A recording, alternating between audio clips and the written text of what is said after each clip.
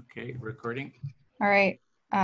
So this is a video conference, part of the regular empathy cafes or empathy circles, part of the Bridging Political Divides with Empathy Circles series. And tonight our topic is celebrities and other artists, musicians, and other creative celebrities' role in politics.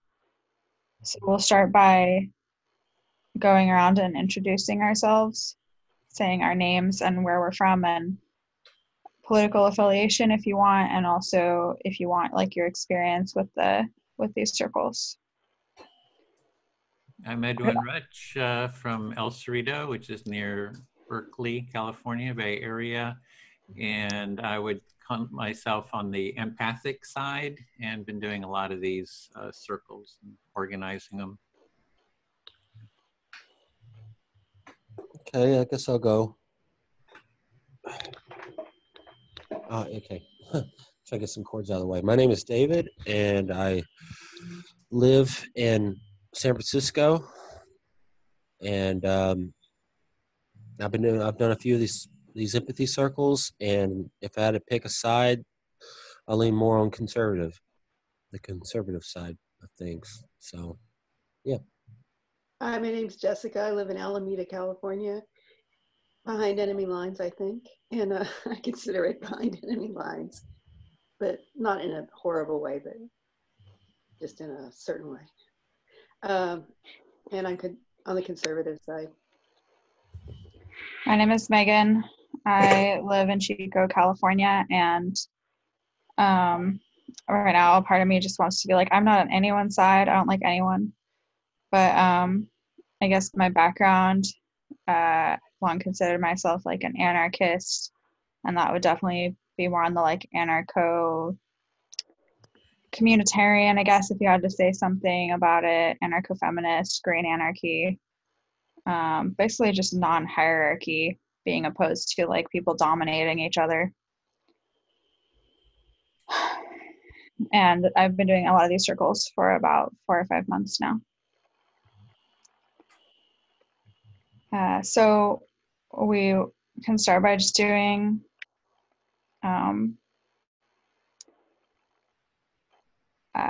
usually the facilitator, which I've kind of taken on that role, listens to someone else first, but I'm kind of not feeling super up to that. Is there anyone else who'd volunteer to listen first? You want someone else to facilitate, or someone else? Well, just someone else will listen first, and then we'll pick someone else to go to speak first. Oh, so sorry, I'm kind of not on top of it. So we have a format that we use to listen to each other, where each person speaks for up to 5 or 6 minutes, although not continuously. They would speak a little bit at a time, and then the person listening will reflect back. And the person who's listening is whoever they chose to reflect them. And they would share their thoughts on the topic or on anything else they want to speak about. And then when their turn is up, the person who they speak to picks someone else, and we continue around like that. Not in any particular order, but trying to make sure everyone kind of gets back in their rotation more or less evenly. I could be timekeeper if you want. Okay. Set it for 6 minutes. Okay. And everyone here is familiar with the process. I've seen everybody here in circles before, so it's...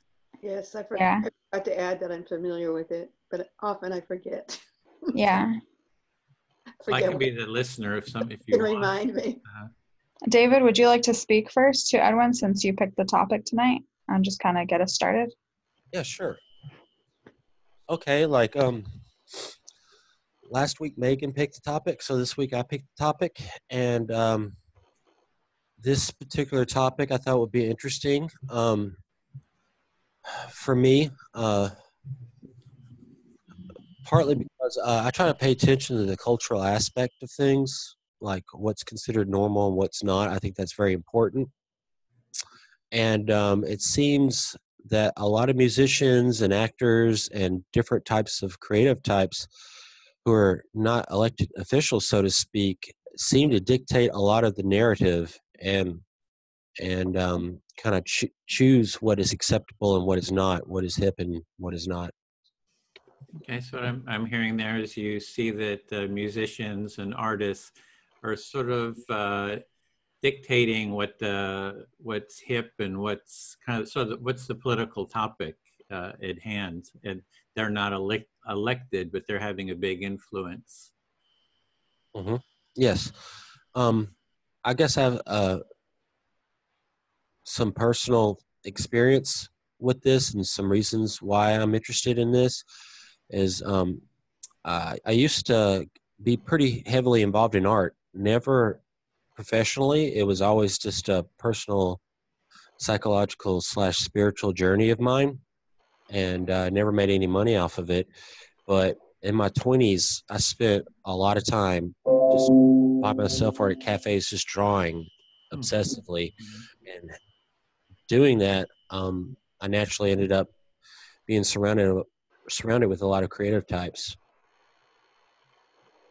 So you, in your in your 20s, you were doing some art just for the enjoyment of it, and you ended up being around a lot of creative type of people. Yeah, and I always shied away from trying to make political statements or even statements in general. It was just mainly like heavy, dense, abstract. It's kind of hard to explain. Just very psychedelic, dark stuff. And it was all about sensation for me. And I got a lot of my inspiration from the music I listened to, which a lot of it was like industrial type music, it's like a lot of heavy layers of music with kind of cryptic poetry thrown in, but it's not like just something like Rage Against the Machine, like screw the man, da da da. You know, like always found that art transcends like our petty arguments over politics. Basically, it's about just sensation, emotion, and spiritual growth. So you're seeing that art is sort of transcends politics and gets into the into meaning and into feelings. What? For me. For you. Yeah.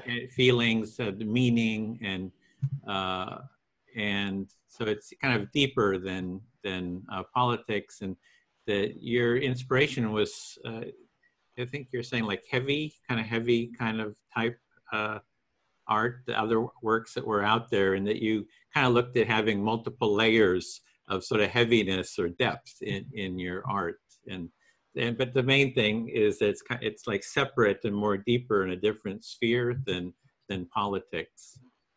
Yeah, and I always kind of question, even at an early age, and more so the older I get, musicians and artists and actors using like their emotional manipulative abilities to especially influence younger people into seeing the world like pushing for causes that they believe in. And I think younger people are usually more deeper into music and art because I think you're kind of forming your psyche, so to speak. I know that's true for me. And I think people are very impressionable of that age, but it seems like, especially people who make it, all the artists and stuff that actually make a career out of it, all live in liberal bubbles. So they're all pushing the same direction of ideologies, and I feel like dominating the culture in a lot of ways. So you're saying that a lot of the art comes out of has a sort of a liberal background, or comes from a liberal environment, and that young people are very impressionable, so they get they're impressed by the liberal artists, and they're kind of dominating. They're sort of dominating the discussion there, and sort of pushing their views onto impressionable people, younger people. So that's about my time. I think that's a good Okay. way to get it started. Okay, then I'll speak to Jessica. And for me, there are some artists who have talked about empathy. So, for example, Meryl Streep has talked about it, and I've heard Lady Gaga say, you know, empathy is important, and they and the author of Harry Potter, I can't remember her name, you know. So I've heard of artists sort of advocating for more empathy out there. I hear you saying that there are artists who are trying to promote more empathy, like Lady Gaga, Meryl Streep, and J.K. Rowling from Harry Potter. Yeah, yeah. Uh-huh. Yeah, instead of just going for the hard politics of the culture right now. Yeah, and so what I would really love is to get some of those artists to do empathy circles. You know, for me, it's like, okay, Lady Gaga, Meryl Streep, you're talking about empathy. And if you're not doing an empathy circle, you're really not doing it. You know, it's kind of, you know, it's like, this is a really good way to show how to do it. And, you know, how about doing an empathy circle? I hear you saying that the artists who have talked about empathy have never really actually put it into action, and you would wish that they would actually do something. Yeah. And that's a little bit of an exaggeration because you know, being an artist, you have to be sensitive and empathic, and Meryl Streep takes on roles and is very, you know, empathic in how she totally embodies someone like you know, Margaret Thatcher or Julia Child, whoever. I mean, she just takes on that personality, which is, you know, very imaginatively empathic. So it's not that they don't have empathy, really. It's just that this would be, if they were to do an empathy circle, I would see it as a way to reach out to those so-called impressionable people that Dave is talking about, that they would say, oh, if Lady Gaga is doing this, if Meryl Streep is doing it, and especially if they were doing it with people they're in conflict with, that would really have an effect in kind of promoting, you know, kind of this empathic dialogue. I mean, it could be huge. I heard you say that they have the ability to emote empathy in their acting roles, but you would really like to see them do it as themselves, as individuals, not as a role. And Yeah. they would be able to influence a lot of people, particularly younger people, I think you said. Yeah, sure. I mean, if Lady Gaga did an empathy circle with someone she doesn't like, I don't know who she doesn't like, but maybe Trump or somebody. I don't know who she doesn't like, but then, I mean, it was like everybody would say, oh, I want to do that too. You know, it'd be like Oprah doing it, or Lady Gaga doing it, or Meryl Streep doing it. So for me, that's how I sort of approach it. I say, yeah, they are very influential. And if they did this and demonstrated it, they could have a really big impact on spreading this practice and mindset that's behind it. So you were just saying if they actually did the empathy circles or the empathy education, I suppose, yeah, with people, that it would really be able. It's not so much educating them, but they're actually doing it in the real and just showing how they, you know, that it would be done somehow in a real sense, and especially if it was they were addressing a conflict, the person they're in conflict with. If they would do it as a demonstration, a real demonstration with people they have whatever kind of conflicts, usually political, but it could be other things, I suppose.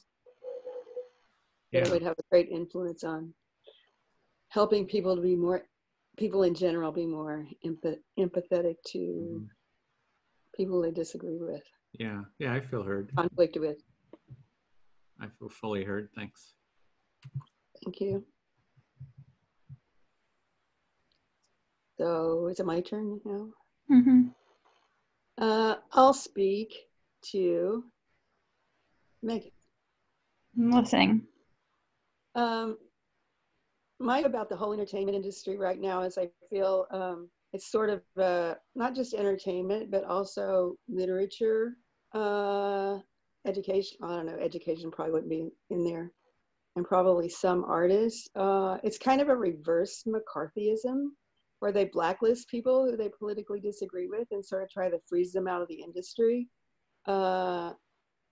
And even though it was the government who, in the past with the McCarthyism, that spearheaded the whole blacklisting thing, today it's more like a corporate sort of blacklisting, which I feel like it's not very productive.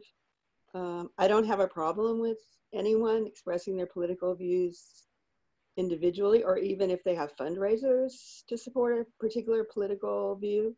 But when they insert it into every single movie, every single book, it kind of dilutes the whole purpose of art, which is to inspire people, to get them out of their dreary real lives sometimes, or just to put themselves in another person's shoes. And I Okay. think if you go too heavy on the political aspect or the politically correct aspect, it just turns people off and they don't even want to go see it anymore.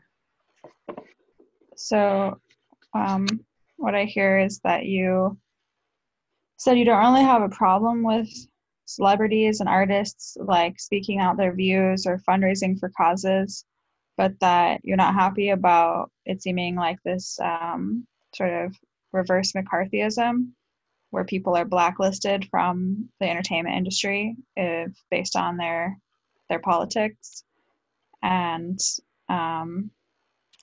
that even though that like McCarthyism came from the government and this is like more corporate, that you still don't think it's a good thing, and that you also aren't happy so much with like a lot of political themes in like every piece of media, because art can be a place to kind of get away from your regular life, and when there's those political themes, then it doesn't serve that purpose of like relief from like a dreary, like if you just want to experience something different and be inspired and not think about those like depressing real world problems or something. Yes, I feel heard. Do you want to say more? No, that's about right. About all for now. Okay. I'll speak to you, David, then. Okay. So I was thinking about this topic, and like I don't have a lot of thoughts on this topic. I mean, I kind of imagined that you're probably going to like complain about Hollywood being liberal, basically. Although I recognize it's not just Hollywood, like you're talking about all sorts of like creative scenes, maybe local ones as well.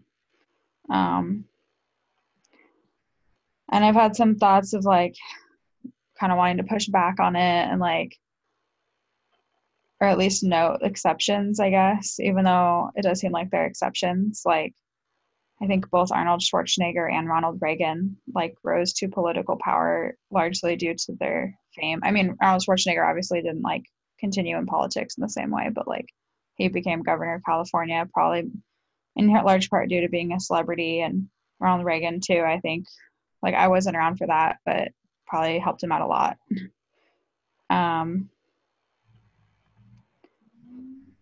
I guess I'm curious, like why, when you were talking before, I was wondering like, why do you think it is that there's not as much art coming out of like more conservative, and I mean, obviously I'm not asking you to respond to this question right now, but if you want to when it's your turn or not, it's fine. But I'm curious like why you think that.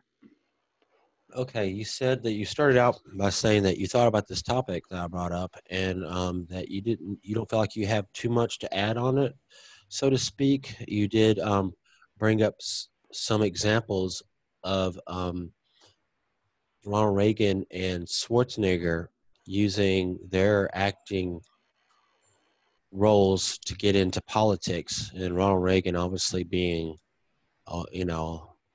conservative spearhead, so to speak. So, and Schwarzenegger, even though he didn't take that exact route, I mean, I don't know. Schwarzenegger ended up being the governor, basically. So, you also stated that you'd be curious to know my opinion on why there isn't more conservative artists out there. Yeah. I'll also say that like it is kind of a relief for me to see more media these days representing themes that I care about and that feel relevant to me in my life, which wasn't always something that I felt like growing up. Like my prototypical example of this is like Everybody Loves Raymond. I hate that fucking show so much. It's so terrible, and I don't care about those people at all and their boring lives and their boring issues. And I'm really like, and I don't like their sense of humor, and a lot of it I do find offensive. And I know that people don't want to hear about what people find offensive if you're conservative, I guess, but it's just like I don't want to watch it. And I'm really grateful that there are shows now that are dealing with issues that feel more relevant to me and about like people who they feel more real to me. Like an example is the show Good Trouble. I guess I won't go into it, but like you'd probably hate it, but it feels like so interesting to me. Like I care about these characters and like their lives, and they're dealing with issues that feel relevant to me. Okay, let me see if I can unpack this. All right. You said that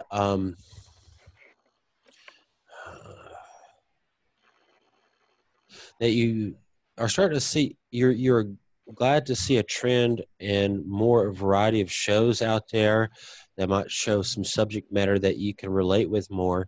And you brought up a show called Everyone Loves Raymond. I've never seen that show, but um, you said that you can't stand that show, and that there's another show that you do like. I forgot the name of it, but you said you enjoy the characters and the subject matter. Yeah, and that like yeah, like I don't know what you'd think of it. Like maybe just a lot of conservative people would think it's like some weird PC identity politics crap, but and I mean I'm not happy with like every single thing they do, but it at least feels more interesting to me and not so like completely removed from my life and the things I care about. I'll stop there. Okay, you said that conservatives might not like this show that you like, and and that they might think it's PC, but I forgot the second part, that you like it anyway, or something to that effect. Well, that it just feels relevant. Like it's That it feels more relevant to the times. or to me. I mean, everyone's having a different time, but Yeah. thank you. I feel heard. Okay. So I will pick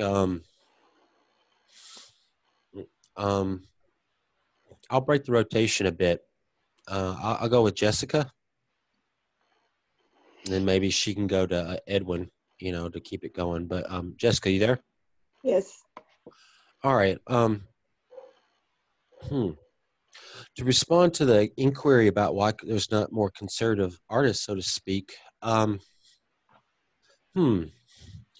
Well, first of all, there are not as many as more left-leaning folks, so to speak, because conservatives generally tend to be like more pragmatic and based in reality. But there are lots of creative types growing more and more every day on the right, and a lot of them, they don't fit in, and they're getting censored left and right and attacked by like the Southern Poverty Law Center and stuff. And if they're not, but there's also a lot of right-leaning creative types. I'm seeing a trend that they enjoy being hated, which is something a lot of artists like. They like being blasphemous. So it's like being non-peace. Like the new counterculture now is against the old counterculture. Like they're blaspheming against the old counterculture, like the counterculture used to blaspheme against the traditionalists, so to speak. I heard you say that there are conservative artists, contrary to some of the views of other people, particularly Megan's statements, and they don't generally there aren't that many, or did you say there weren't that many? As many as leftists, I think you said, right? Usually. Yeah, usually. And right now they're in a countercultural revival against the orthodoxy of the domination by the left of the media and the culture, and they're kind of heretics now, the heretics of our time. You didn't use that word, but that was what I was thinking when you were saying all that. Yeah, they blaspheme. Yeah, blaspheme against the secular religion of the left. Okay, was that it? Did I miss anything? Yeah, that's about it. That's about it on that. And I keep forgetting to put the clock on me. All right. I'll guesstimate. I got 2.5 minutes, I think. All right. But I can take this a level deeper, and like as far as why conservatives in general are not as absorbed in art, so to speak, and they don't take it in a literal sense, a literal projection out into the real world, because art essentially, if it's done right, I think it's about emotion, it's about subjectivity, and what one does in their imagination doesn't necessarily mean what they do in the real world. I'll take me for example. I have a very dark imagination, but I do not project that out into the world as a direct thing from passion to reality. You know, that's my inner struggle, my heathenistic, like evil, whatever. That's how I'm processing evil, the human nature, or however you want to define that. And it's emotion. I think emotion in general is kind of insane, and it's something that should be controlled. And it's something that I've learned to control as I've gotten older. And as I've learned to control it, I've naturally become more and more naturally conservative, so to speak. And so I think that's one reason why there's not that many conservative artists, is because they don't worship the land, they don't worship emotion. They have emotion, but they don't worship it, so to speak. And I think the left worships emotion. And I think if emotion is essentially insanity, they worship insanity. Like if you feel it, it's real. I heard you say that since art, entertainment is basically a subjective realm of the emotion, expressing emotions, that's why a lot of artists are on the left, that conservatives, it's difficult for them to, or they don't really honor everything to be expressed through emotions. They think it can be such a destructive force. It can be a destructive force if you see everything through emotions, and you personally have a dark side of in your brain, in your thinking, and you try to keep that in check, and that's led you more towards more conservative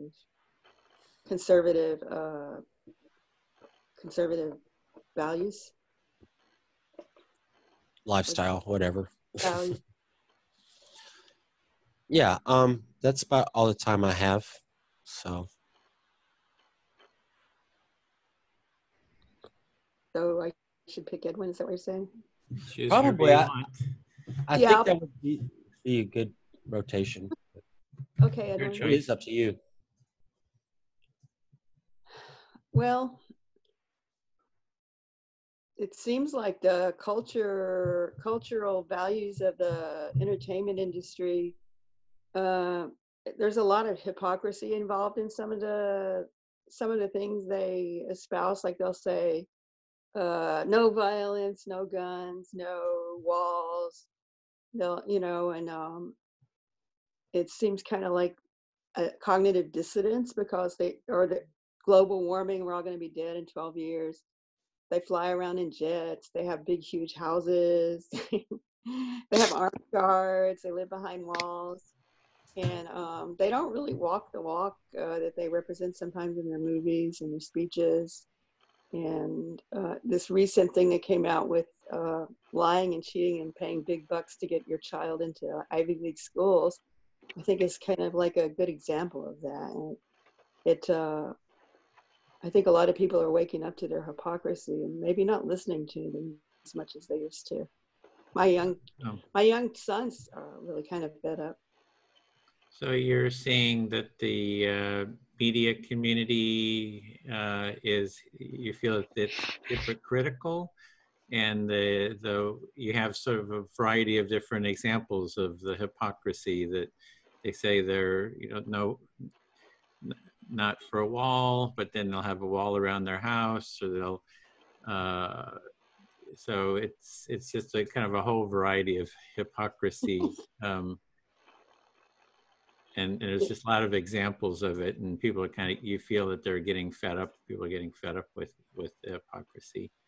Yes, exactly. And I don't think people like to be harangued, like Jimmy Swaggart haranguing people about their Christianity. So I don't think people like being harangued about political issues either. And it's almost evangelical, I think. And I think it's a real turnoff to most people, or at least it is to me. I don't want to hear somebody up screaming and hollering about anything, really. Okay, so for you, it's a turnoff, like people telling other people what to do, like Jimmy Swaggart. And so when the actors and artists start telling you what to do, it's sort of a turnoff for you to be kind of told what to do by them. Yes. I mean, you don't want to be told what to do. Exactly. I don't, unless I want to do it. Mm. So I feel like I've been heard. Okay. And that's about all I have to say right now. Then speak to Megan. And you're muted. I'll wait for that. Okay. Okay, so I was making notes while David was speaking. And so I want to say there is a lot of conservative, right-wing sort of action figures, people. There was Schwarzenegger was mentioned. There's Clint Eastwood. There's Chuck Norris. I mean, the whole list goes. That whole genre of the people who do those roles tend to be conservative. So there are a lot of in certain genres. There are a lot of conservatives.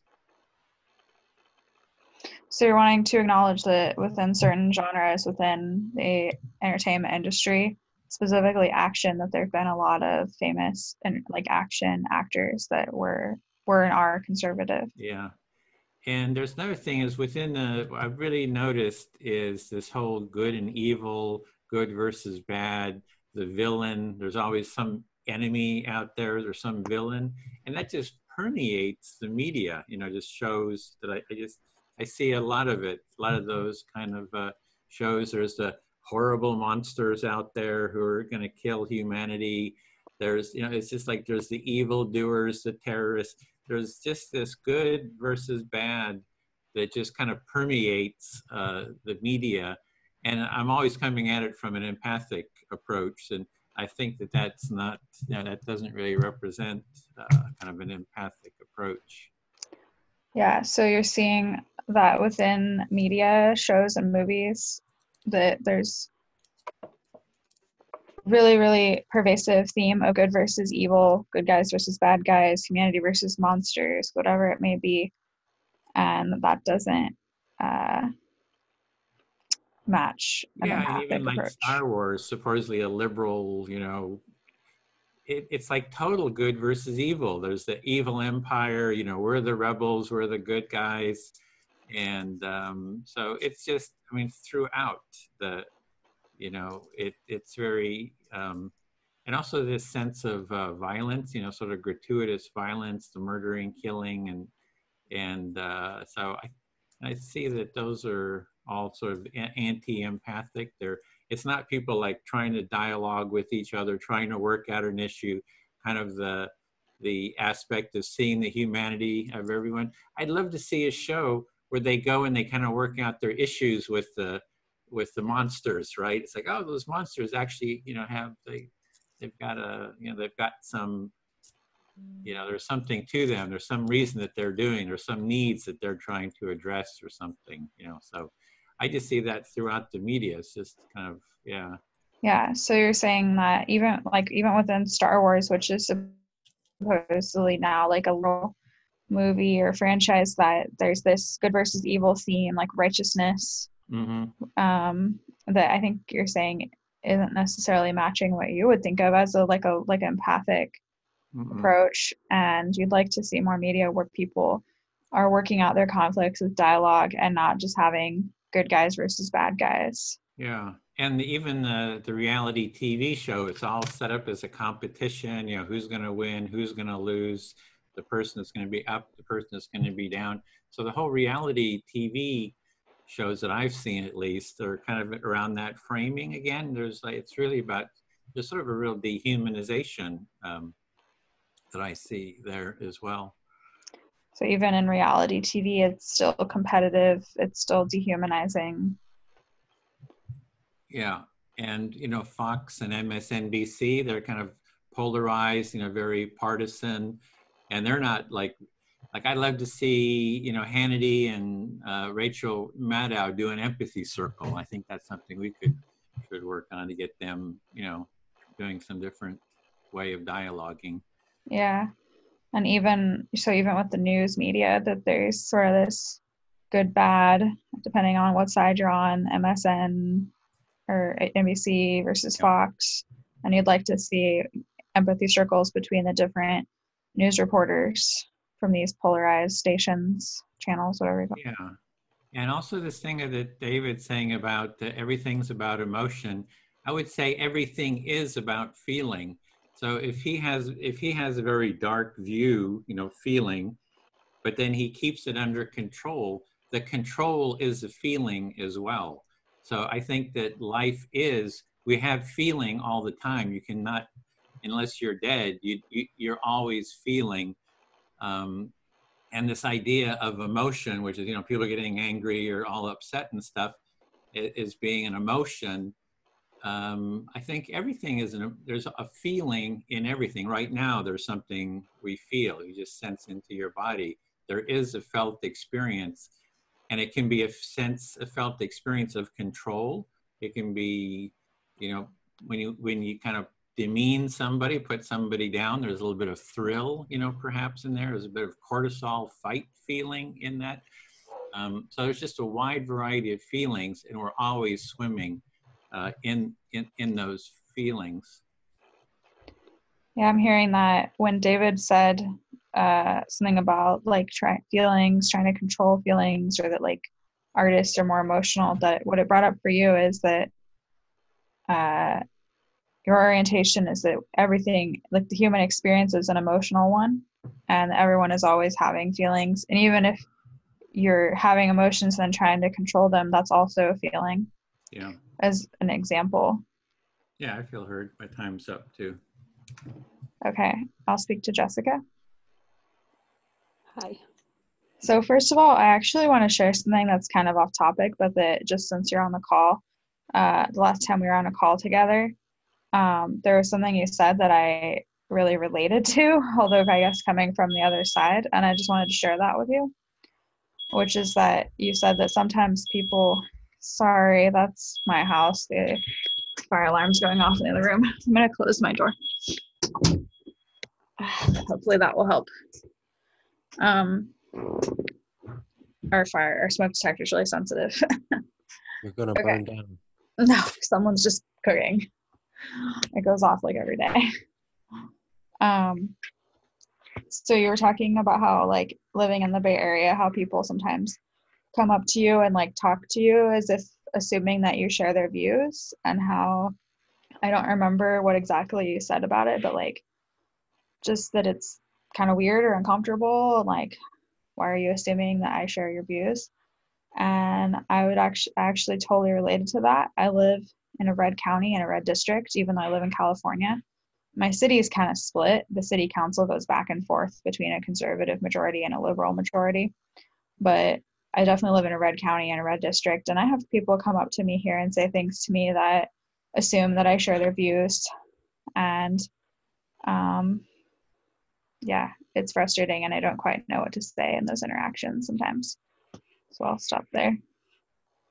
You were saying that you were backtracking on one of the empathy circles we had, where I spoke about how I feel uncomfortable when people assume that I share their views, and you're experiencing the same thing in your area, where there are a lot more conservative people, and often they'll assume that you share those views, and you don't know what to do about it, basically, when that happens. Yeah, I'm just not sure like how to relate to it in the moment. So I guess I just wanted to say that it was interesting, hearing we're having the same experience, even though it's like on opposite like sides. But that's kind of a frustrating thing when someone just assumes that you share their political views. So I heard you say that we had similar experiences and feelings about the situation, even though it's from different political perspectives. Yeah. How much time do I have? 3 minutes. Okay. Yeah, I think I just wanted to say that like I agree with Edwin that like a lot of media doesn't. I mean, I guess there's like two issues here. Like David, I think, is talking more about celebrities advocating outside of roles, I think mostly, like maybe getting on their Twitters or their Instagrams or whatever and advocating for certain political positions, which I don't actually follow very closely. My orientation, all that, is that it's all kind of a dog and pony show, and I decided that a long time ago, and I just don't follow it very closely, regardless of what they're saying. I don't hear celebrities saying anything that feels very interesting to me most of the time, and I guess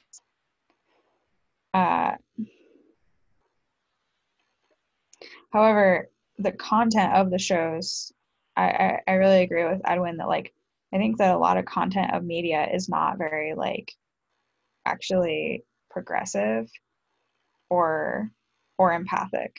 It's still going off this like good versus evil narrative, like Edwin was saying. I heard you say that you agree with Edwin that a lot of the current entertainment industry is not very empathic, and it's good versus evil.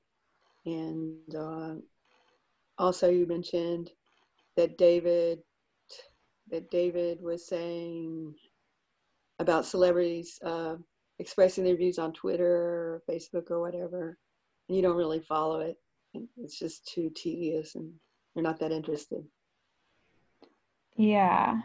And just lastly, I'll say that I am really interested in media that that shows the nuance of humanity and that doesn't oversimplify, and that shows that there's not just like the good guys and the bad guys. So whenever I find a show that does that, that shows different characters who are like making mistakes sometimes and maybe doing really horrible things, but like it's like, I guess, shades of gray, and that it's like showing everyone's past and like why they're doing the things they're doing, and that no one's perfect and no one's totally evil. Those are the types of shows that to me feel really progressive, I guess, and that I prefer watching. I heard you say that you prefer shows that have nuance and show things from the perspective of each protagonist, I suppose. Not good versus evil, but of why a person or the actor is Character. The character is evolved into whatever he or she might be. Yeah. And more like in a gray area that maybe there's a reason why, or it's not that they're evil, but fate, luck. And you don't need to reflect this, but I think some shows do that worse or better than others. But thank you. I feel heard. Okay, thank you. So I should pick someone now, right? Did you have anything else? Is that it? No, I feel heard. Thank you. Yeah, you should pick someone. I'll pick David. Okay. I think that, today's movies are just a bunch of noise, and they really aren't very interesting. And a bunch of people fighting and blowing things. I don't mind blowing things up. That's kind of fun, but fights and stuff, I find it pretty boring unless it's American boxing, which I really like to watch. But anyway, I think if some of the classic movies, more classic Hollywood movies, you will see good versus evil, but you'll also see a lot of nuance and a lot of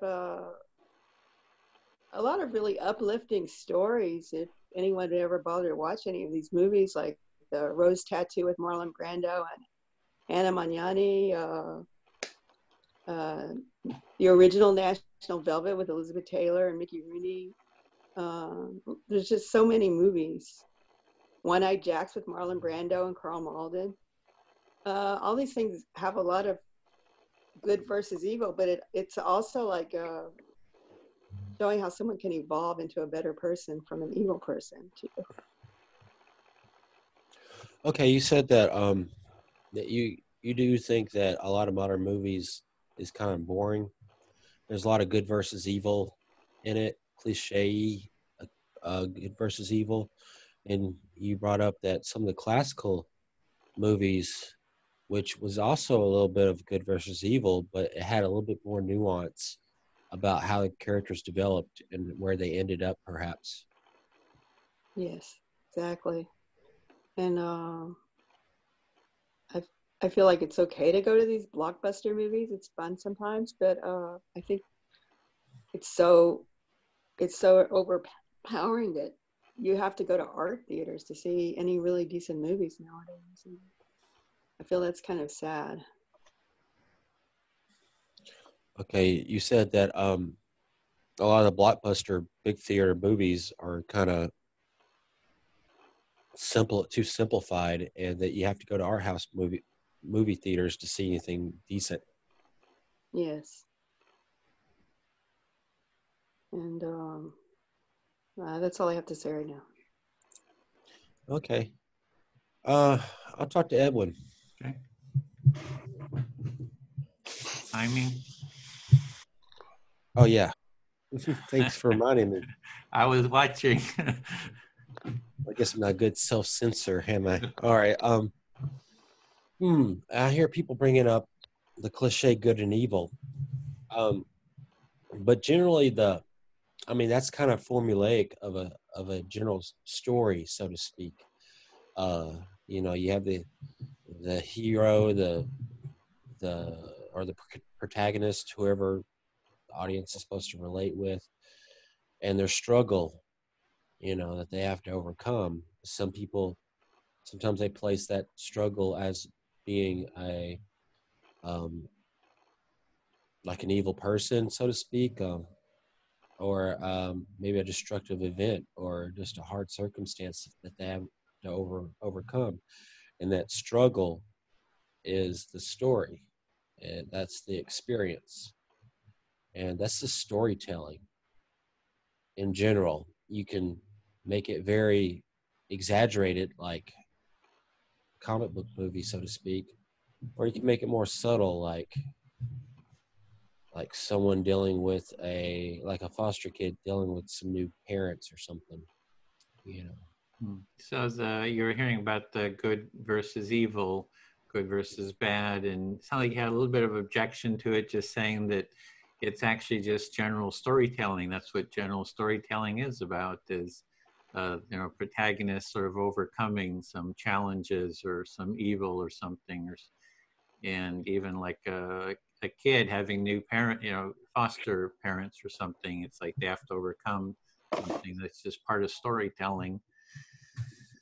Okay, and I've heard it thrown around a couple of times that people here don't think that the entertainment industry is not 98% liberals, which it is. It just is. And I explained a little bit before why that's so. I think people who take that career professionally generally take their emotions extremely serious, and they also like playing with illusion and fantasy a lot.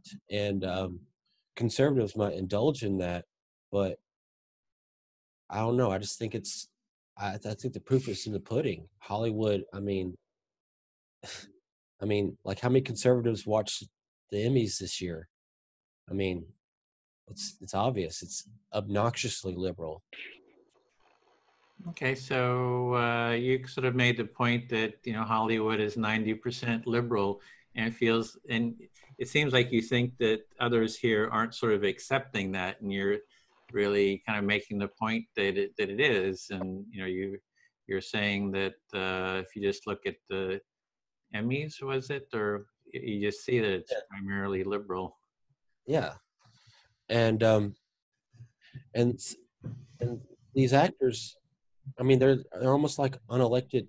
I guess they're somewhat elected officials because people elect them by going seeing their crap, you know. But I mean, they view themselves as cultural architects, and the young are very acceptable to that. And I just saying it out loud like this, I'm not sure what one can do about that. People are going to, I guess, get influenced how they may. Um, but yeah, I don't take artists very seriously. Mm-hmm. Be one. Well, it sounds like you don't take artists very seriously, plus you object to them talking about politics and influencing impressionable people. Yes, You I don't think like it. I'm a bit of a purist when it came to art. I mean, once it once it became boring or less pure to me, I stopped. I just stopped. I didn't push it, you know, just so I could have like a steady connection of like hot art school chicks, you know. Like, you know, I cut it off because it just didn't feel real anymore. And my path went on to uh, other places, so to speak. And yeah, I stopped when I stopped doing art. I decided to turn reality into art, and I just did shit ton of drugs and just lived in complete fantasy. Just decided to live inside of a painting, so to speak, and I've gotten that out of my system, and I feel like I've got a connection of what the purpose of the creative process is. So I guess I'm a bit of a purist, and I just think it's very tacky to see a lot of political artists out there. You know, I'll stop. Okay, so you see yourself as sort of a purist around art, that like true art doesn't kind of get involved in politics. You know, pure, you know, good quality, high quality, deep art is about sort of the human experience and feelings and sensations, and that that's where you were when you were in that space. That's what you were doing with your drawings, and then you moved from that. When it wasn't interesting anymore, you moved to doing drugs, which was really living within that emotional space with drugs.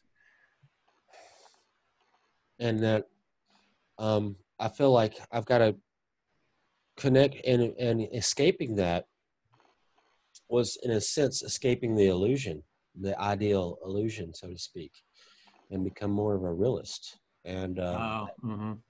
that was like my sort of my start into becoming more of a conservative individual. Mm. So it's And sort of like you're sharing the progression of your life, going into the arts, moving into drugs, kind of into all that that entails. And then when you moved out of that, it was sort of seeing life for how it is more. And then that was more of a conservative worldview and yeah, an emotional space. There's a sort of an emotional or felt experience in that too. my time is up. I just wanted to say one more thing. You mentioned that we're all trapped in emotion, even when we quote unquote control it.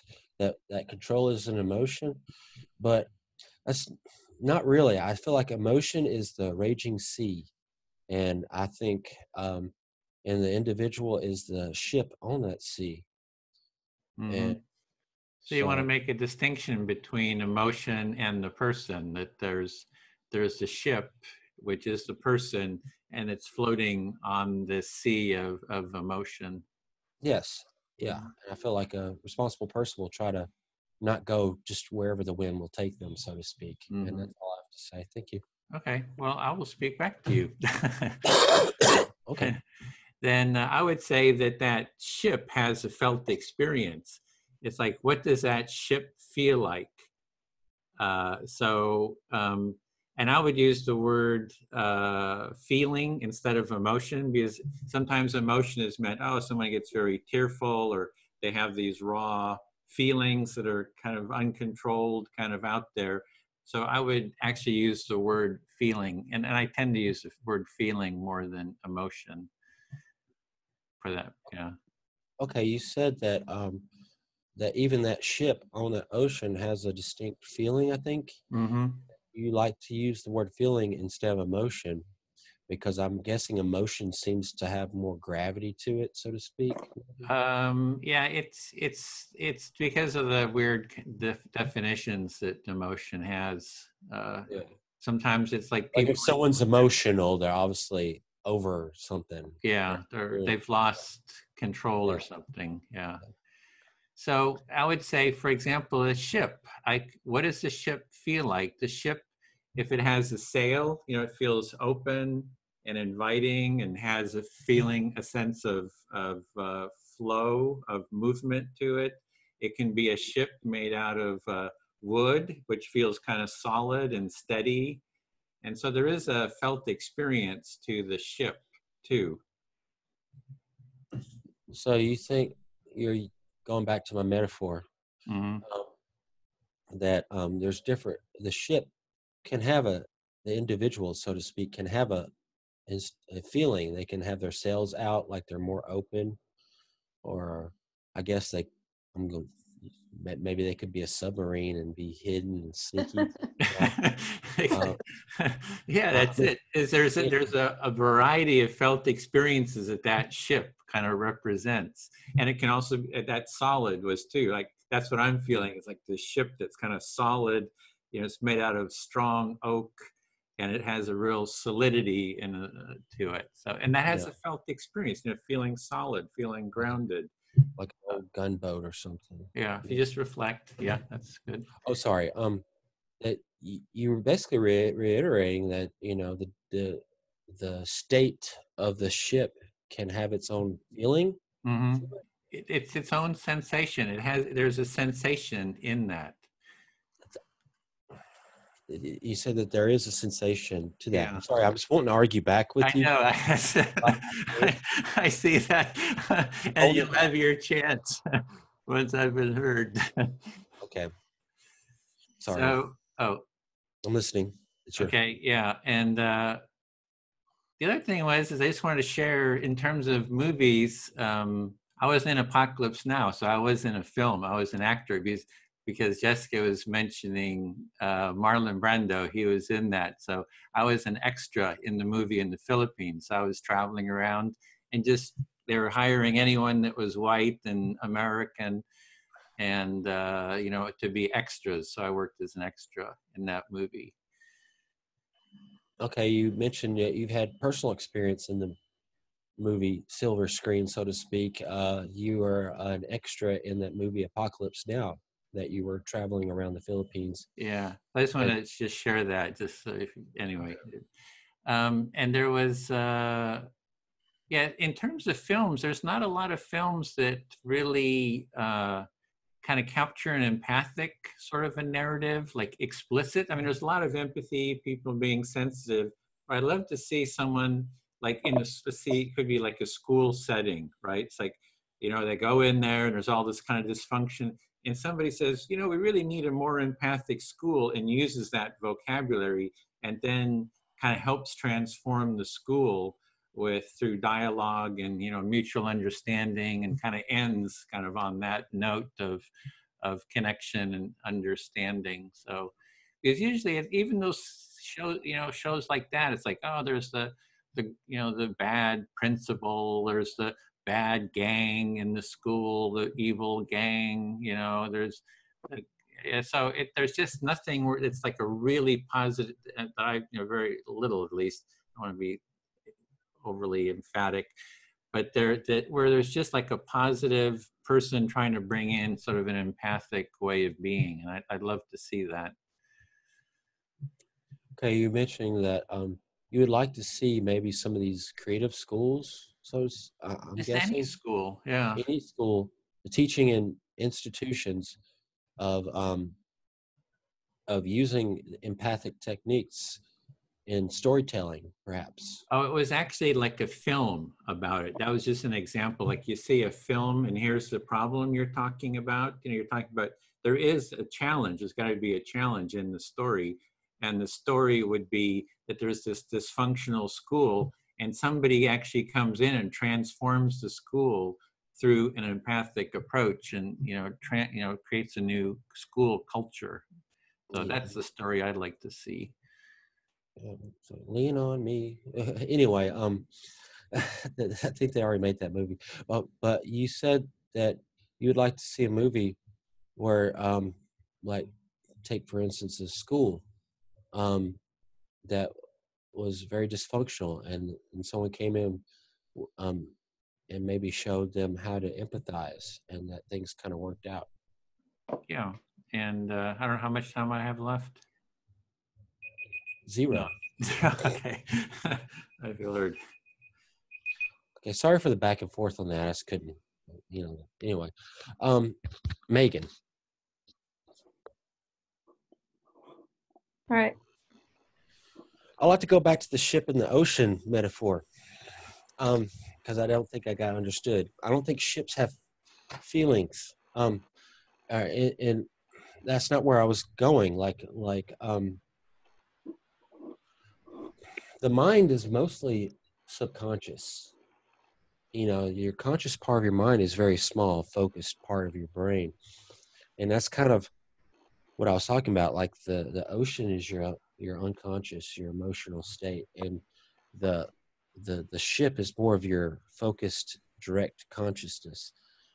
And I don't know if there's emotion as far as just trying to survive, but it's just more of a direction, less than emotion, so to speak. I just think a lot of the emotions kind of just exist, and it creates like this water, and then like your consciousness, you're trying to swim that seed, and you might have a direction that you want to go in. Maybe that, I guess only, and in that water, so to speak, would be the motivation to go that one direction. But I don't know, like, is essentially the subconscious would be the water. Your consciousness is more of the ship.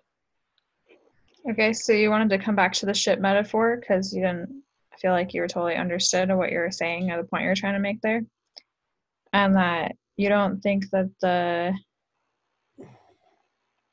ship has feelings. Like in the metaphor that you were trying to say, it's like the ship doesn't have feelings, and then you were talking about that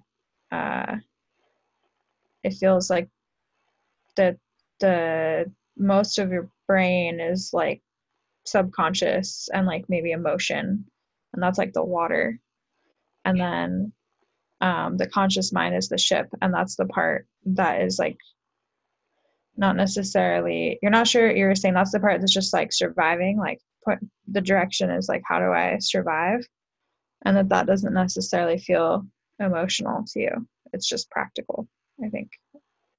Yes. And I can, like, the ship doesn't have emotion, but is affected by the motion. It's affected almost by the water, which is the motion. So doesn't have emotion, it's affected by it, so to speak. So I think it's good to compartmentalize that. For me personally, I'll try to use I statements for me to be more successful in life, because I used to live underwater. I just liked the emotion of things, and it sent me adrift in some very bad places. And I feel like to bring this back into my subject matter of like celebrities and them being sort of cultural architects, so to speak. They want to control. They're like the water. They're trying to push people in the direction that they want to go in. The cultural, like this, because I mean, you have your individual subconscious, but I think as a culture we have our subconscious as a cultural. A lot of things going on in the underground. A lot of people don't really talk about, and artists really know how to manipulate that because they know how to manipulate that within themselves. So maybe I can see more than maybe the average person on their intent and seeing patterns as far as just like controlling people's emotions through different ways, sending people's ships the directions that they want to go in. Okay, so you're continuing with the ship metaphor and saying it's like the ship doesn't have emotions, but that it's influenced by them, like the water, the waves. And there was a time in your life when you really wanted to just be in your emotions and you got kind of lost at sea, basically. And that it took kind of distancing yourself from that and having more control to feel like you're in a better place in your life.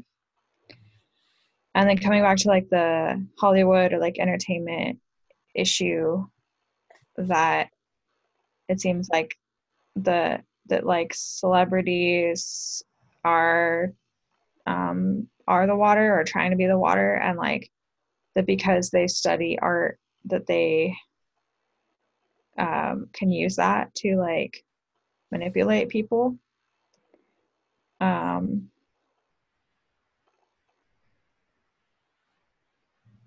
Did you say something else, or was that kind of That sums it up basically. Yeah. And I also said that me knowing what I know, I can see the pattern perhaps a lot of people might not be noticing. If, you know. Yeah. So that like you see that maybe there's some people who are less aware of that happening, basically. Yes. And I like to. I wish. I mean, what's the best way of putting this? Yeah, the creative industry is 90% left-leaning people. I thought that was common knowledge. And yeah, I live in California. I never got along with artists here. I just did my thing, and maybe I'm a little bitter about that, whatever. But I see a lot of political art, and I like for more people to use reason in political discussions, not emotions. I think emotions is a personal thing for people, and maybe a personal thing for people to experience with other people they're in different relationships with. But as far as like, and that does influence our ideas, that is the water. But I feel like reason saves us all from insanity, basically, and that's my time.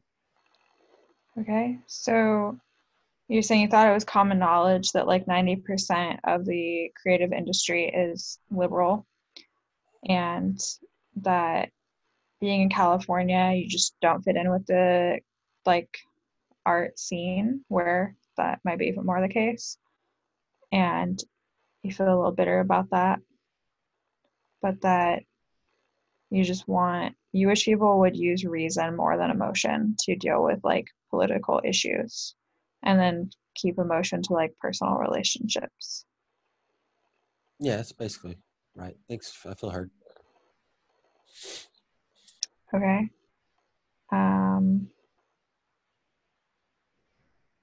I guess I'll speak to Jessica. Okay. Hi. Hi. So I kind of got caught up in that metaphor. It was one thing it was reminding me of. There's this metaphor that's really common from like yogic teachings about like it's often used when people are taught to meditate in Buddhism as well, and yoga, of like, oh, your senses are like a chariot and you're like the charioteer and you have to, or like your senses are like the wild horses pulling the chariot and you have to control them. So I was wondering if David had ever been exposed to that metaphor because it sounded so similar. And then I guess the one other thought that was coming up for me was like,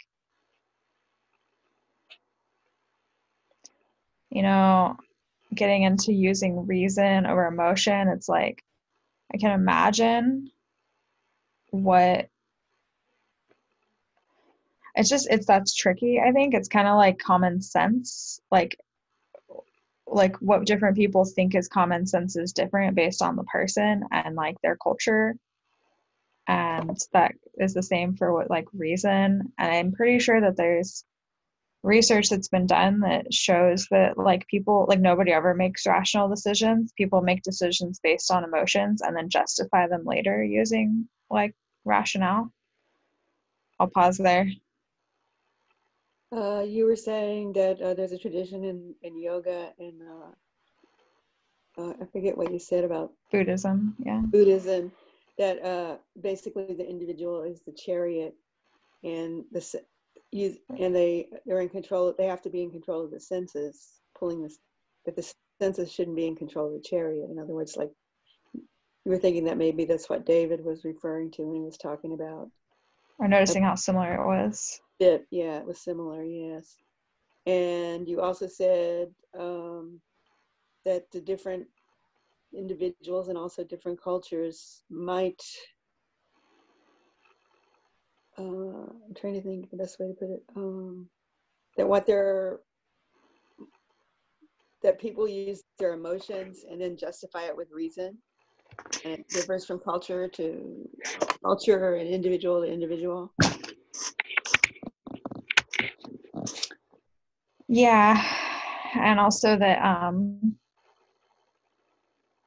the whole idea of rationality might just be people like fooling themselves basically and thinking that you're basing something on reason, but it's actually based on emotion. And I see that all the time. I see people like saying, it's funny because I'll see people arguing and saying like, don't let emotion get in the way of it. Like, just be rational, be reasonable. And it's like they're obviously being emotional themselves while like yelling at someone else to not be emotional. So you see this concept of rationality justifying emotional behavior by when people argue, and someone will be saying, "Be rational, be reasonable," and you see like there's a big conflict between what people see as reason and rationality and what actually might really be emotion, but they're masking it by expressing it as reason or rationality. Or just people saying like, be rational, be reasonable, don't let emotion, while they're obviously very worked up themselves. And so it's like there's some kind of disconnect happening there,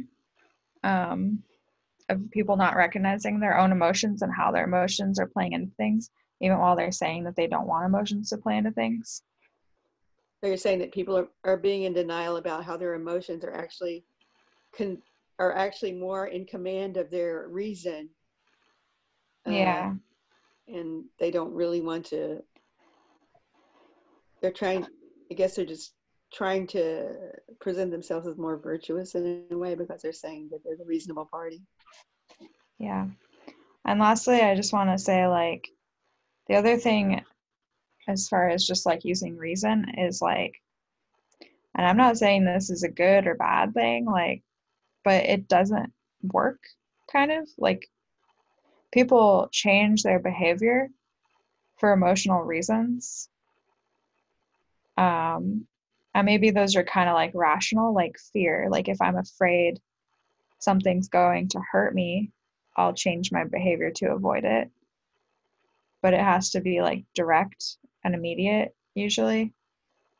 And an example of this that, I mean, I imagine you might not agree with, but like climate change, like scientists have been trying to educate the public on this for decades and using reason and using like numbers, and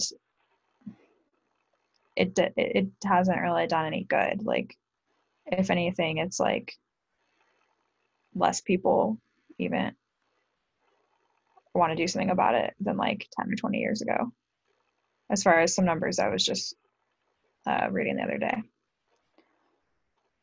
So you basically, I heard you say that people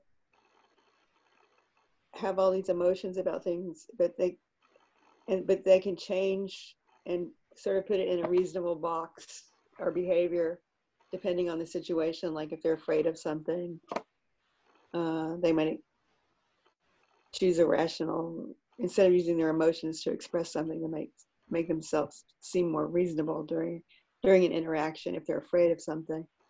and also that you use climate change as an example, that there have been lots of statistics and numbers and to show from science to show that there is climate change. I suppose you would say by that you mean it's human influenced climate change, maybe, and that people are less and less people are believing in it, and that reason hasn't worked with that particular subject. Yeah, although that's complicated, but thank you. I know it's my time, so thank you. I'll talk to Edwin again. Okay. As far as the good versus evil in entertainment, storytelling, that's been around since people were sitting around the fires in the cave, talking about the evil monsters, and fairy tales always have an evil protagonist. I don't think that's ever going to go away. So good and evil's been around a long time.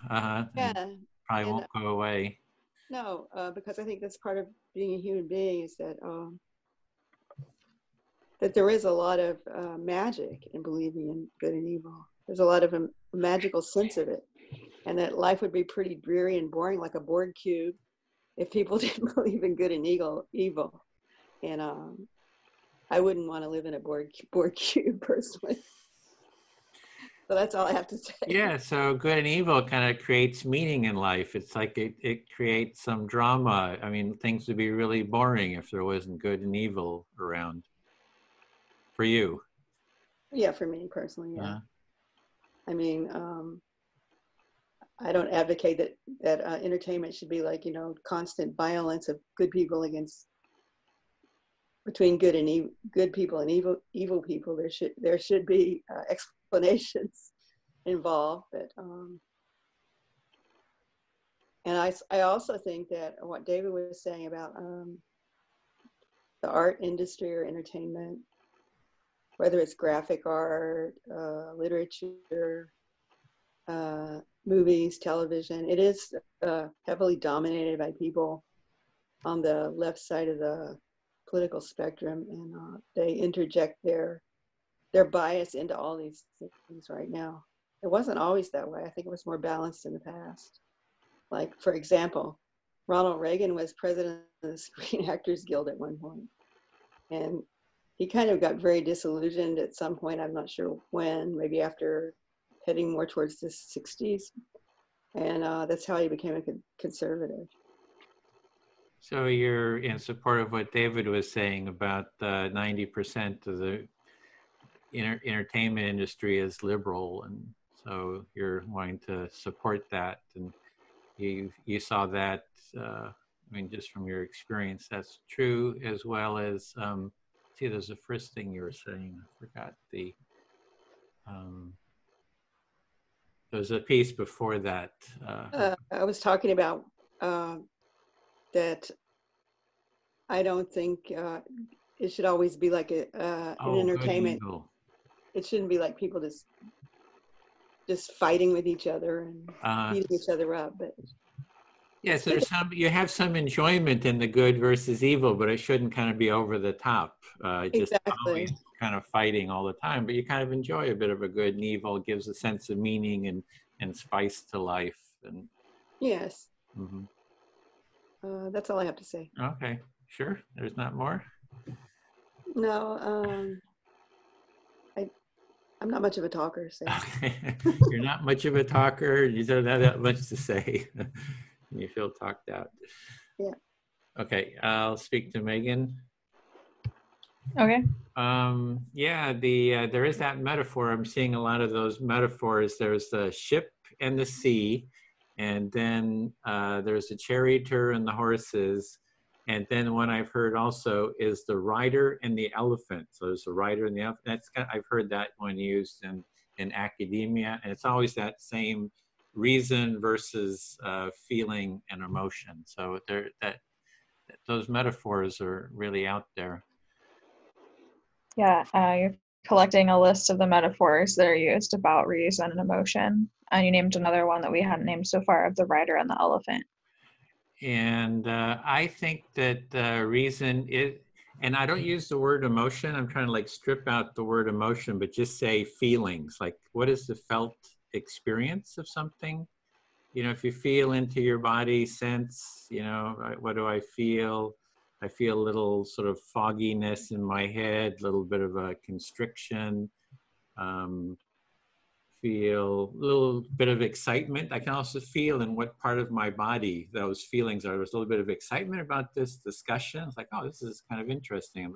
Talking about feelings. So that's there's feelings in our body that we just are sensing all the time.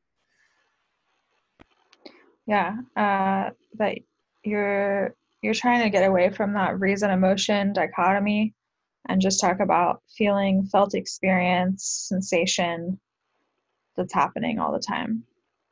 And it's something I've thought about and I wanted to do. I thought, wow, a book on that. Like the feeling of reason is like, you know, to really capture what people sense reason feels like. And I did some interviews around that. And I remember talking to someone. So what is, you know, he was very into his reason. And I said, well, tell me about reason. What does that feel like to you? He said, well, when I was growing up, I just felt very confused, didn't know, you know, sort of how to relate to people. And then I discovered reason, you know, kind of thinking things through. And I felt a sense of groundedness and I felt a sense of safety. So that was what the reason felt like when he was kind of thinking things through, that there was a feeling associated of safety, a sense of groundedness to it. So there are feelings associated with, you know, thinking, finding connections between ideas. So you're curious what the felt sense.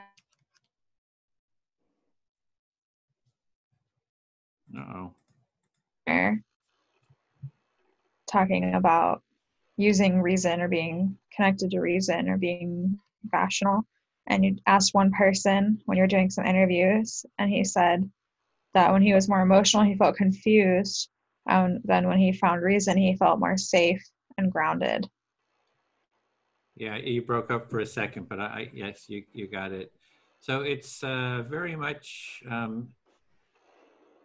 I think that sometimes the reason is a felt experience, that there is a felt experience to this, you know, to the process, or the, you know, maybe seeing things in a sequential, logical, linear fashion.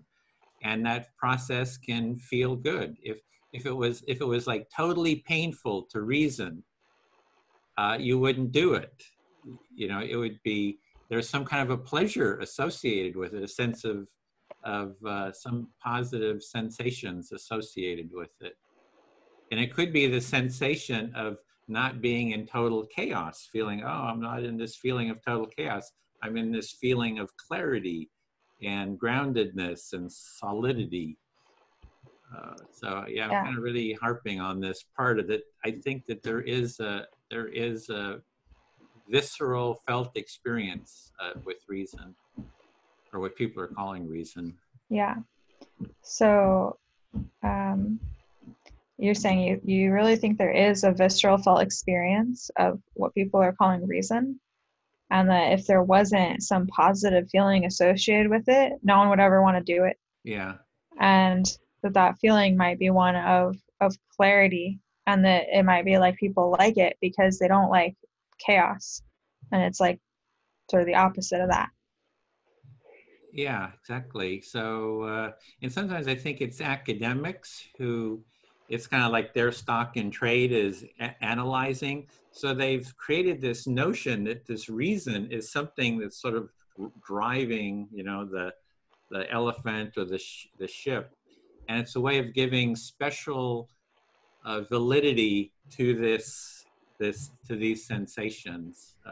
So yeah, it's a little hard to grasp, but I think. Okay, I'll just reflect that. Yeah, okay. Yeah, that you think maybe academics have created this like narrative that what's called reason is like special, like better, like that feeling of clarity and groundedness or whatever, those feelings are associated with reason, that they're exalted or like more Exactly. valid. That's it. It's a trick to exalt those values over other values. So in some sense, yes, on the negative possible side. Yeah. To put some things in a positive category and others in a negative. Yeah, I feel heard. That was my time too. Yeah. Okay. I'll speak to David. Okay. Yeah, I really liked what Edwin was just saying about like the feelings associated with reason.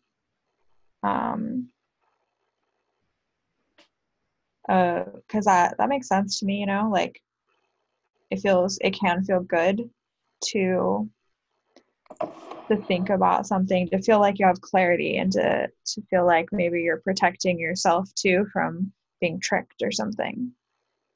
Yeah. Okay, so you said that you related with what Edwin was saying about the sensation of reasons or sensations that can come from reason, whatever, that it's good you can get feelings from like overcoming stuff. Sorry, I kind of Like I guess I didn't use the word overcoming, but if you were gonna say overcome, like overcoming confusion and lack of clarity or something. yeah, some of the Chaos. sensations of overcoming struggle, confusion, chaos. Yeah. And then I also wanted to say that I think, you know, you were feeling frustrated about like how can you guys not think Hollywood is, I mean, I know you're not saying Hollywood, but I'm just using that as like a shorthand. How can you not think that this is like so liberal? And I think that partly why there's kind of that weird dissonance is because, and Edwin can correct me if I'm wrong, but this is just somewhat conjecture, that I think Edwin and I are both like kind of in the progressive camp, even though we're both like pro empathy, but we're like not exactly your stereotypical progressives. And I know for me that, yeah, it's like, I guess with like the two-party system, like I'm more on the side of the Democrats, but like I don't call myself a Democrat. I feel gross thinking of it because there's so much I don't agree with. And I think that what the reason that it's seeming like, how can you guys not acknowledge that it's so liberal, is that I'm like, oh, well, I thought that it's more that I kind of am in that camp, but then I'm like, but Hollywood doesn't really reflect my values. Like, it doesn't really. Like, but it's because I'm not really, like, it would probably be more, it'd be a different conversation if there were some more like stereotypical liberals here on this call. Okay, you were referencing back to me feeling a little bit of frustration that maybe you and Edwin don't recognize that Hollywood or the creative industry in general isn't 90% liberal. And you say partly the reason for that perhaps is because you and Edwin are maybe not your stereotypical Democrats / liberals. And so that Hollywood doesn't really reflect your ideals, so to speak. So maybe you don't see it like I see it. Yeah. Or just like from where I'm standing, I'm not like, yeah, Hollywood's on my side, because it doesn't feel like it is. I don't know. It's also just really, it feels really pluralistic, like what Edwin was saying, like with like action movies and like, I don't know. I'm not sure what else I want to say right now. I'm gonna pause. Okay, you said that that you don't exactly feel that Hollywood is with me, is on my side, so to speak. And you sort of you're reiterating how you might not be your stereotypical progressive, and that there is this pluralism going on, but then you kind of got lost in direction, and you just wanted to, you just kind of wanted to stop there. Or at least pause. If I have more time, I guess I'll say one more thing. You got a minute. Okay. I guess it's also just like what issues are important to you.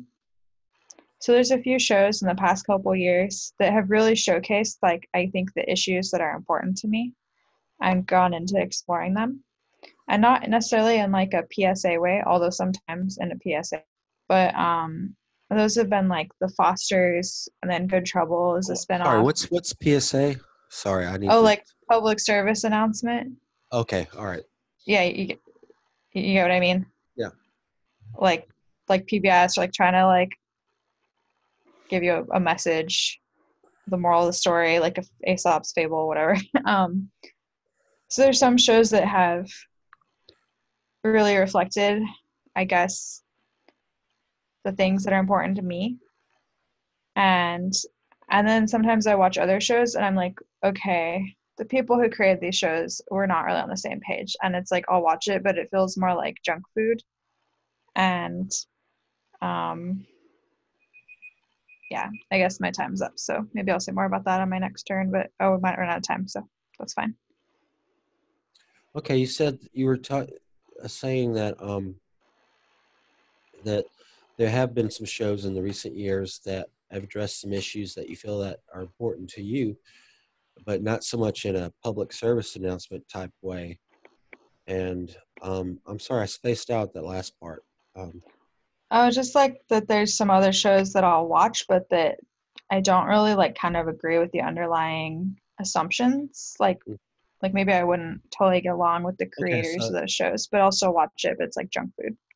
So, but there are also shows that you will watch that you might sense the direction, the moral that they're pushing, but that's not really important, that you're just watching it for entertainment purposes solely. Yeah. Okay.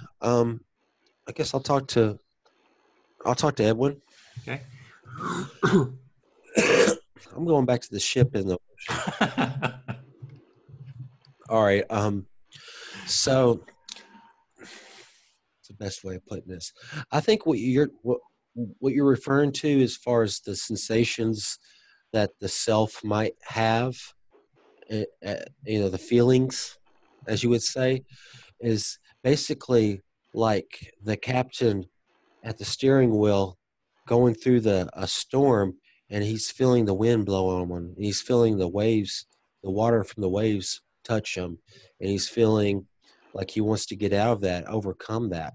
So I think that's different from the emotion. The emotion is actually the sea and the storm, and the feelings are maybe like what the peripheral you feel from those wells of emotion. That makes any sense. Mm-hmm. So you're going back to the ship. And so it's sort of funny, I don't know why, but it's like, so there's the captain of the ship, and they're steering the ship, and they're feeling the wind kind of come across, and they're feeling the sensations of the wind, or they're just feeling some of the sensations from those raw, from the sea, which kind of represents those stormy emotions. And so they're sort of feeling bits and some of that, but they're sort of not in it themselves. Like the feelings is a splash from the waves, but the emotion is the waves itself, the storm itself. Oh, okay, so they're feeling sort of like effect from that. They're not feeling the waves themselves, but just kind of the spray or the wind. So it's not feeling the rawness of they're feeling kind of like an echo of it. Or yeah, and I say that basically because I think a lot of emotion is bigger than you are, so to speak, bigger than your conscious mind, and it does get influenced by that. But you try to navigate that, it doesn't mean you are the emotion. I've experienced and I've seen states of pure emotion, like, like being in a fight or having sex. That those are, I mean, that's like, you have to admit, or I could say sex, your conscious brain kind of turns off. It's this pure, it's pure emotion. And you're not going to sit and, talk about, Freud or something, while you're having sex. You're basically, you're in that sea, and that's part of the allure of it. So it's like sex, and that you're just in the sea of that emotion. There's like no space for like discussion or thinking of, working through. You're just totally involved. Or if you're in the middle of a fight and you're just like raw energy, you're totally in it. And again, that sort of control is lost. There's just no control. It's just uncontrolled felt experience, rawness. Yeah. And you're just totally overwhelmed by those feelings.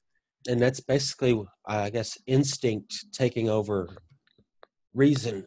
And there's times, fight or flight, that's your reptilian brain, so to speak. And it's kind of the core of the emotional, that's the eye of the hurricane, so to speak. And and I feel like the creative industry, especially since I've been paying attention since Trump got elected, they did a lot when Bush was in office as well. That artists can create storms. They can create storms, and I like that. I enjoy it. I like the rain. I like stormy music as well. And I enjoy that. But I try to act like a civilized individual more and more as I get older. And a good example of this is a band I used to like in my teenage years that I kind of grew out of, actually, is the Ministry. And they actually did the theme song for Antifa. It's all like fire, you destroy, like, yeah, like whatever, like teenage angst. And I feel extremely betrayed by that, and I actually trolled a lot. I went on their music Facebook and trolled them all, and they tried to denounce me as some like out of touch conservative. I'm like, no, I schooled them. I knew more about industrial music than they did. I'm like, no, you guys are just, especially some of the older cats, you haven't grown up. And I think it's bullshit that they're promoting this, a young, impressionable people, in validating that state in actual real world violence. So you're seeing that there is that those raw feelings and the feelings of violence, and that artists can create storms. Artists can stimulate that and manipulate that and create those storms, and that they can affect impressionable people. And an example is this band that you liked, who is really good used to like, and that they were using those emotions and creating those emotions for Antifa, and you're sort of objecting to that, and you engage in a dialogue with them around that. And so you don't want to have, it sounds like you want people not to be manipulated, their feelings be manipulated by artists, but even still you do enjoy it to a degree, being manipulated at one sense. Well, my time is up, but there's one more thing I wanted to point out. You left out the part where I engaged with them, and then that they tried to dismiss me as some out of touch conservative. But then I surprised them by knowing more about that music than they did, and I think it says a lot with a lot of people in the entertainment industry, artists. A lot of artists, especially very political ones, don't even understand how someone can be creative or interested in a lot of creativity and be conservative at the same time. They just assumed I knew nothing about this music, which I did, and I'm still conservative. And they just couldn't been there, it was like I was an anomaly to them, so I think a lot of people have preconceptions on what it is to be a creative individual. Yeah. So you were just want to really get that point out that you were sort of like prejudged and you had pre idea of who you are, that and that you were able to show that you actually knew more about this topic than they did, and so that it's just, yeah, you want people to kind of have a broader view and see that everyone might have an insight around something. Well, I don't know. sorry, my time is still, but basically the creative types thought that there's only one way of looking at the world and still enjoy like certain kinds of music and stuff. Okay, so they're thinking the creative types are having, there's just one way of looking at the world. Yeah. Which is kind of weird because there's supposed to be creative. But anyway, that's all. Which is contradictory because creativity is seeing multifacets. So, and I'll speak to Jessica. Hi. Okay, I love this topic. There's reasons. And these ships and these elephants and the captains. It's a great topic. I love metaphor is great. I love metaphor. So I'll start with that. You just want to reflect that. Oh, sorry. You love all the different metaphors, the ships, the elephants. Was there another one? Yeah, yeah, there was other ones too. But just there was the sea, the captains. This, you know, you can just feel feel the breeze on the captain's face. You love the topic, this particular thread that's been happening. Yeah, so I think I try to get, again, I try to get away from the word emotions because it gets very confusing, like what emotion is. And again, it's just sensations. What are the felt visceral sensations that we have, and a sensitivity to those? So it's important. Oh, go ahead. I'm sorry. Yeah, that was it. Just that's important. That there's a difference between emotions and the sensations that we have in dealing with maybe emotions. It's more that I try not to use the word emotions because I find it too confusing. So I try to focus on feelings and sensations instead of even using the word emotions. The emotions has a different, it's too semantically confusing to yeah. The words. That's what you're saying. Yeah. So, and I think it's really central to the whole empathy, you know, when we're talking about empathy, which, you know, it's what we're doing here, empathy, because empathy is about feeling into other people's experience. So it's about listening. So when I hear David, you know, talking about the captain and he's talking about the waves splashing, I can feel those waves. You know, I can feel that spray. I can feel that wind. I can feel that sense of being on the, you know, at the rudder, you know, steering it. There's all kinds of visceral sensations, and that's at the core what I think empathy is about, is sensing into people's experience. Like, what does that feel like to David or anyone else? Those stories and those metaphors, you know, so. And that's what empathy for me is about sensing into those experiences of others. So you were saying that empathy is sort of a sensing, even through the words or the metaphors people use, that you can feel the wind, you can feel like the verbalization of different experiences. Of his opinions. Yeah, experiences are felt.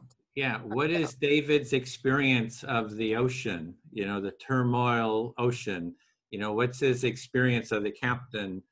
You know, holding it all under control. There's a visceral experience, and to sense what other people are experiencing, I think, is pretty cool. Yeah, you're saying that it's really positive to step into that experience that people are expressing when they're talking about whatever it might be. David was an example. Yeah, and for me, it's like it enriches my life. It's like kind of like the ambient, the the space of my experience sort of gets expanded by being able to empathize with other people's experiences. So I think it's very meaningful to me. You feel that the experience of empathy is an enrichment to the person, to the individual, and you were speaking of yourself and saying that, but it could probably apply to almost anyone. Yeah, I feel heard. Yep. I feel. Okay. So, okay, I'll talk to David. Were you done? Okay. Okay, I'm listening. What I wanted to say is that I think art, music, film really can influence people's behaviors. One good example, a concrete example, is that there was a 7-Eleven where there were a lot of vagrant types hanging out and being very annoying to the customers and also to the owners or the workers there. So they started piping classical music out into into the public space, and pretty soon all the vagrants and the annoying loiterers stopped coming because of the classical music. So that's one concrete example of the influence, and I feel like, or I sense that that it can be very detrimental in how it's applied sometimes. Also, like particularly like encouraging intertribal or tribal hatred of people. Like a lot of the movies out now seem to be demonizing whites. It would be like if there were movies like demonizing Jews, like during the Hitler times. I think that's really destructive, and I'm sorry that Hollywood stepped into that pile of crap. And I think they should get out of that pile of crap real quick. Okay, you said that you do think that music in particular can be very powerful way of influencing people. You gave one example of a 7-Eleven that was tired of all the vagrants, bums, loiterers, annoying people hanging around, so they decided to blast classical music out of the front, I guess. And I guess people that was annoying them wasn't a big classical music fan, and they didn't stick around. And that you also think it can be very powerful in movies, that you've noticed a trend in movies like promoting like tribal hatred. Like there's a lot of contemporary movies that are demonizing white people, and it's kind of the same way of as when Nazi Germany would use propaganda films demonizing Jews. And that you think that's a big pile of crap that Hollywood has gotten themselves into, participating in such behavior, and that's a pile of crap you'd like to see them step out of. Yes, I feel heard. That's about all I have to say right now. And we probably need to end there and do our, I mean, it usually takes a few minutes, but we probably need to